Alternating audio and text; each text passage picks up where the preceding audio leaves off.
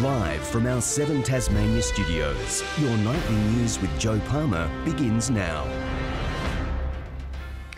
Good evening, everyone. Our already stretched firefighters are facing more outbreaks tonight in challenging conditions.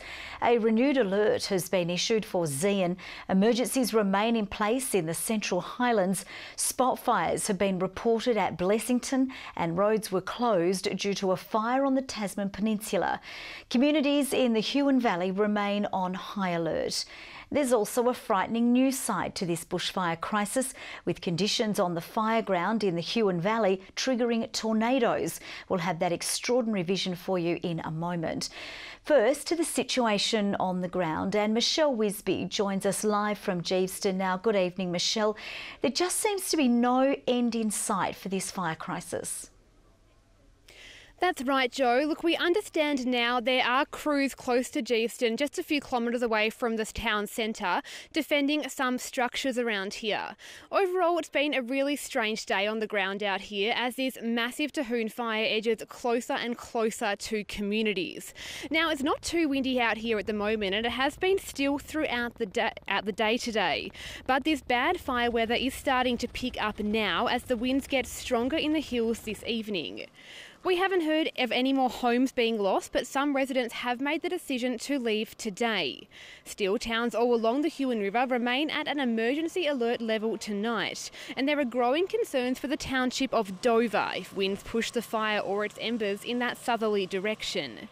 Now, earlier today, we were granted access to the fire ground, where crews were making the most of better weather conditions to do some controlled burning around properties. We also saw these specialist remote area teams clearing debris to power and communication lines. Now, even though this fire was still fairly small, it was really hot and smoky out there, and it just gives you an idea of what it's like to be out in the thick of these fires at the moment. In the Huon Valley, we have fires now entering the urban interface, and they are directly threatening communities. There is actually some risk of some lightning activity, thunderstorm activity about northeastern Tasmania, which we're monitoring quite closely as well.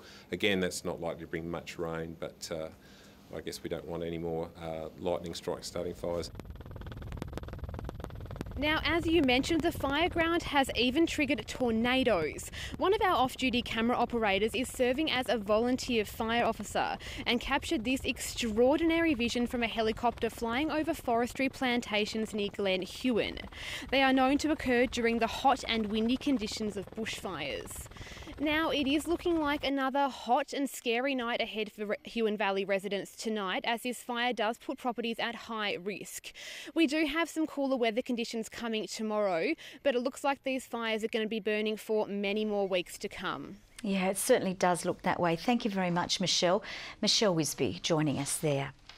Volunteer fire crews and waterbombing helicopters in the area have had to respond to another incident near Kettering this morning.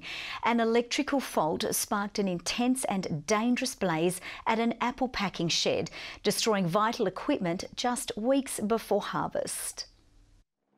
Calling in reinforcements from the sky as fire crews work to put out hotspots in the ruins of an apple packing shed.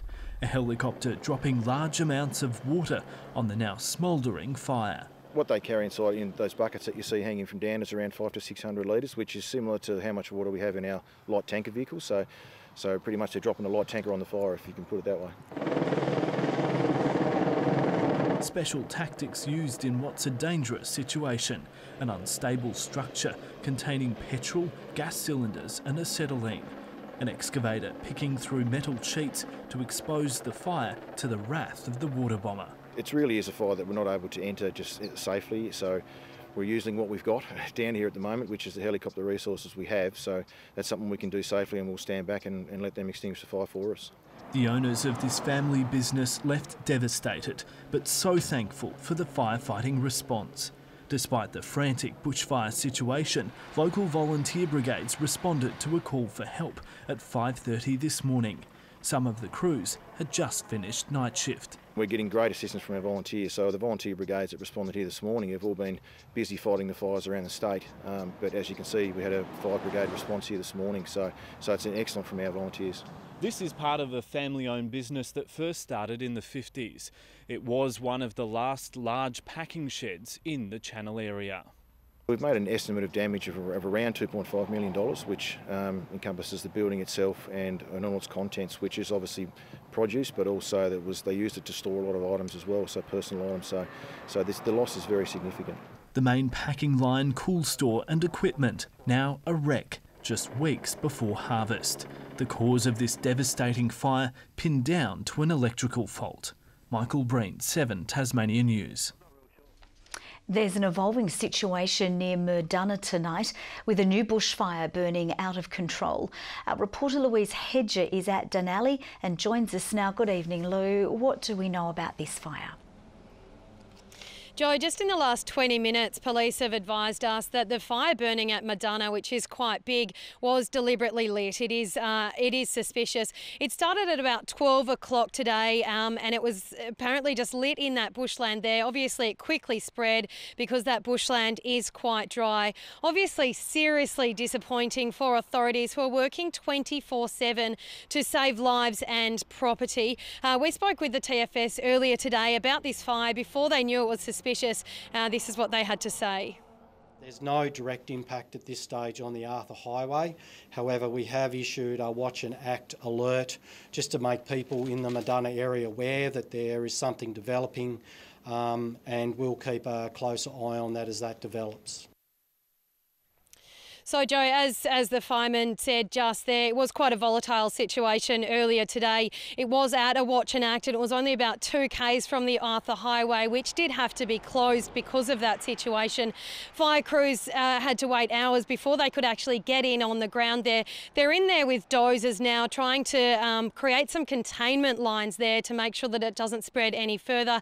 Just as we've been standing here, there's been aircraft flying above us and water bombing to try and saturate that fire there. But at this stage, it is back down to advice level, which is obviously a sigh of relief for authorities and also for the community down here, which only 6 years ago had that awful situation, which was the Denali bushfires, and totally devastating.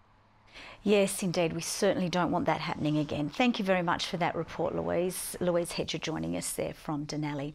With resources already pushed to their limits, there's a new nemesis on the firefighting front. Arsonists, with police also confirming a spate of fires in Blessington have been deliberately lit. Property owners in the area are preparing to defend their homes, but they're concerned about the barren landscape surrounding them. A new battleground and a new enemy in the bushfire fight. Parts of Blessington blackened by up to 10 different blazes, and arsonists are to blame, leaving firefighters asking why. It's hard to believe someone would be unaware just how thinly stretched we are at the moment and this time of year, and particularly with a total fire ban looming today, that someone's gone out, possibly, potentially lit these fires. Luckily, a chopper could be spared to help. It dumped water over White Hills today for hours on end. One property owner, sandwiched between 2 of the fires, is prepared to stay and defend, but his painfully dry property has him worried. Only 4.5 mil this month, so she's just swung totally the opposite. Leon's Dam has been the water bomber's lifeblood. Around about a metre now, they've taken it down. Roadside blazes like this one are dotted all the way along Sawpit Hill Road. The distance between the blazes makes it an even bigger challenge for already stretched firefighting crews. It's a matter of trying to communicate with everybody. Meanwhile, 4 men have been charged in connection to a stolen motor vehicle which was driven into bushland and set alight in Clarendon Vale on Monday. The 4 men, aged between 17 and 22, are facing charges relating to stealing, with police still investigating who was responsible for setting the ute alight. It adds another layer of disappointment when we're down, we need our community to bind, and then we're committing low acts over and above that. 3 of the men were bailed to appear at a later date. This would be looked on most disfavourably by those communities affected, certainly as by me. Tom Johnson, 7 Tasmania News. Taswater is warning Tasmanians to conserve their water use amid concerns overuse could hamper the efforts of firefighters. Fires are threatening many towns, but the water system in some parts is at capacity and could run dry when most need it. As firefighters battle the bushfire threat, there's an urgent call from Taswater for other communities, particularly those in the Huon Valley, to conserve their water usage. Firefighters, when they do tap into the main to take water out, there may be limited supply there, and at some higher areas where the pressure has been reduced, they may not have water. The Ranelagh plant is at capacity and Taswater is seeing extra usage from towns not affected by alerts. A frantic reminder for those communities to withhold from any sort of non-essential use, such as washing cars, watering the garden and long showers. In this particular environment with these bushfires, it is really, really important that we reassess what we are using our water for and keep it for essential purposes. And with smoke choking much of southern Tasmania, this childcare centre, like many in Hobart, has an empty playground, instead keeping children inside. It's been quite bad, depending on the wind changes as well, which obviously having respiratory problems like that, like asthma, a really high concern for a lot of families. Air quality alerts have been issued for multiple communities across the Huon and Derwent Valleys and central Hobart. The Health Department reminding people to avoid the risk, such as keeping doors and windows closed if there's air conditioning and making sure it's on recycle rather than using outside air. People should always avoid doing exercise and vigorous activities outside when it's smoky, because that can bring on some illness or distress in even healthy people. A situation with no clear end in sight. Louise Hedger, 7 Tasmania News. A 33-year-old man is tonight in a serious but stable condition after he was allegedly assaulted in Sheffield yesterday. Police today charged a 19-year-old Sheffield man with assault following the incident. He's expected to face the Devonport Magistrates Court later this evening. The alleged victim remains in the Royal Hobart Hospital. Anyone who witnessed the incident is urged to contact Crime Stoppers.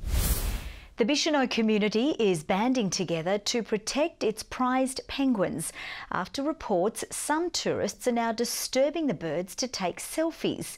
It's just the latest threat after a dog wreaked havoc on the colony last year, and a warning some viewers may find the following images distressing. This is the graphic reality of the slaughter rogue dogs can unleash. Today, Bicheno residents gathered, vowing to put an end to the killings. The penguin issue has to be addressed, and funding and everything else can be provided. They live very close to us, they live in our backyard. All around the state, I believe our penguin community is the largest in the country. It's extremely important, yeah, that's why I came today. In attendance, Parks and Wildlife, marine experts, even police. It's certainly a very serious issue in the community, so that it needs to be addressed, and we're certainly looking at ways to address it. Among possible measures, cameras, volunteer monitors, perhaps fences. But wildlife groups say the answer is simple. The answer is responsible pet ownership. If a dog bites a child, there's a significant repercussions. If a dog bites a penguin and kills it in one bite, there's no response unless Parks and Wildlife manage to catch the dogs responsible. Last month, the dog owner was slapped with a penalty notice after it was spotted at the colony. Parks and Wildlife say it wasn't linked to the November attacks that claimed 45 lives. In Tasmania, cruelty to wildlife can draw fines of more than $32,000 or even 5 years prison. But that hasn't stopped calls for tougher laws, with a string of other slayings elsewhere in the state. This is the problem. It's death by 1,000 cuts. We're losing colony here, birds are disappearing here. It's not just dogs and feral cats putting this penguin paradise under threat. Some locals say they've seen tourists even pick up penguins to try and get a selfie. We've heard stories of people picking the penguins up to take selfies, sticks down penguin burrows and generally harassing penguins, bright lights, car lights. Meanwhile, it's estimated it could take 20 years for the Bicheno colony to recover after last year's massacre. Sean McComish, 7 Tasmania News. A Tasmanian ballroom dancer's star is soaring, having been chosen as a professional dancer for the hit show Dancing with the Stars. Lily Cornish began dancing at the age of 6 and has achieved national and international success as a Latin American youth champion, featuring in numerous Tasmanian fundraisers, including the Night of Dance for Give Me 5 for Kids. This local dancing queen will soon hit our screens, partnered with Ironman champion and model Jet Kenny. After dominating the competition all season, the Hobart Hurricanes are officially in the BBL finals following last night's win over the Heat at Blunston Arena. Well, one community cricket ground in the state's north has taken a big step towards encouraging more girls into the sport. He's a man of few words, but Darcy Short was once again thrown into the spotlight following his 5th Player of the Match performance for the tournament. It's good to come back and play in front of a home crowd and see a whole sea of purple. It's always great to be here. After his skipper was dismissed for 12, Short belted 68 off 41 to help guide the Canes to a 9-wicket win and secure a finals berth. Caleb Jewell also impressing with 61 runs. He's going great. Just stepped in his second or third game and started whacking me. He whacked him in his first game and took the pressure off me at the start. And yeah, he's going real well.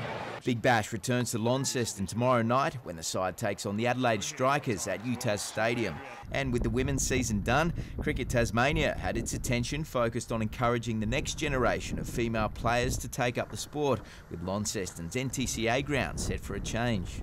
These facilities are fairly old and not particularly female friendly, so they're now being renovated with some additional change rooms being absolutely dedicated to female cricket. The new facilities are set to benefit a range of other sports also, with work to be completed by early next year.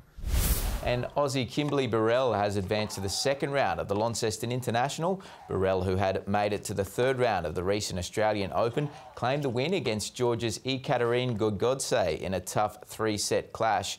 Also on centre court, fellow Aussie Zoe Hives was knocked out in a nail-biter.